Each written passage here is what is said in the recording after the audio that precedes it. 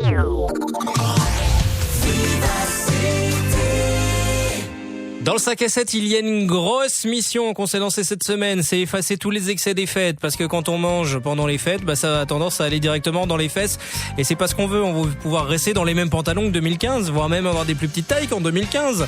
Alors hier, on a eu un diététicien. Aujourd'hui, nous allons avoir notre sauveur au téléphone peut-être.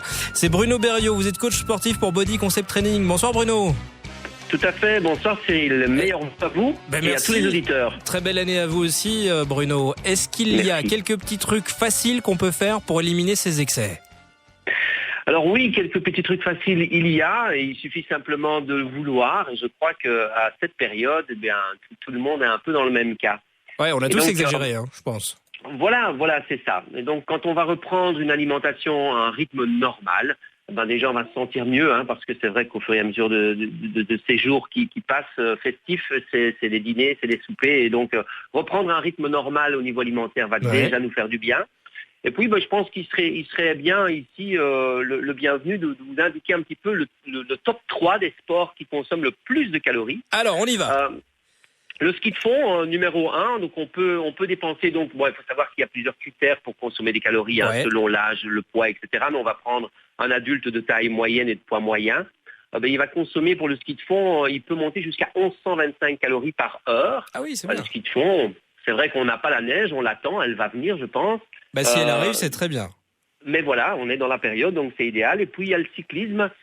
Qui passe au top 2, et on peut aller jusqu'à 850 calories par heure. D'accord, ça c'est bien ça. Et pour terminer, au top 3, il y a le jogging.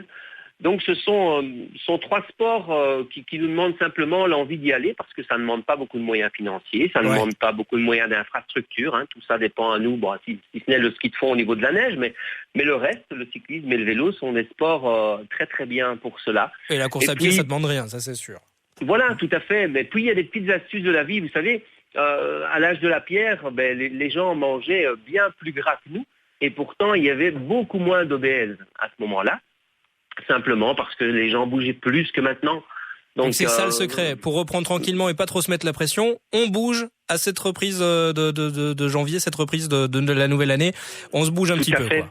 Vous savez, Cyril, si je mets le thermostat chez moi à 22 degrés, que j'ouvre les fenêtres, je vais consommer beaucoup plus de mazout dans ma cuve, puisqu'il y a une demande d'énergie plus accrue.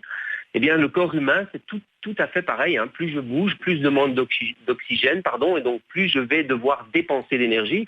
Alors, quelques petites astuces, il suffit de garer sa voiture un peu plus loin et puis faire le reste du chemin à pied, ne serait-ce que 10 minutes. Alors, ça paraît anodin comme ça, mais 10 minutes d'une marche rapide quand on va au boulot le matin ou chercher les enfants à l'école, eh bien, c'est vrai que si on fait ça au quotidien, l'air de rien, au bout de la semaine, les calories consommées s'accumulent.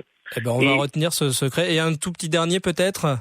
Oui, je vais vous dire d'oublier les achats en ligne, parce que les achats en ligne nous font passer un temps dingue devant le bureau, alors c'est tout con, et pourtant on recherche plein de choses, et c'est vrai que on bouge beaucoup moins quand on fait des recherches en ligne que si on va nous-mêmes chez le petit commerçant du coin à la proximité chercher son pain quotidien au niveau sans la voiture et à pied, quoi. Et puis on fait vivre les petits commerçants autour de chez nous. Donc c'est double bonne action. Merci beaucoup Bruno pour tous ces conseils. Moi je dois pas le faire le truc du jour là. Le yodel, Bruno. Oui. On vous écoute. Pas mal. Pas mal. Il y a quelque chose. Mais vous êtes meilleur coach sportif que yodeler, Bruno, je vous le dis. Je vous remercie, ça me fait plaisir de vous l'entendre dire. Merci beaucoup Bruno de chez Body Concept Training. Bonne soirée à vous. Cyril, dans un instant et même tout de suite le Dico Food.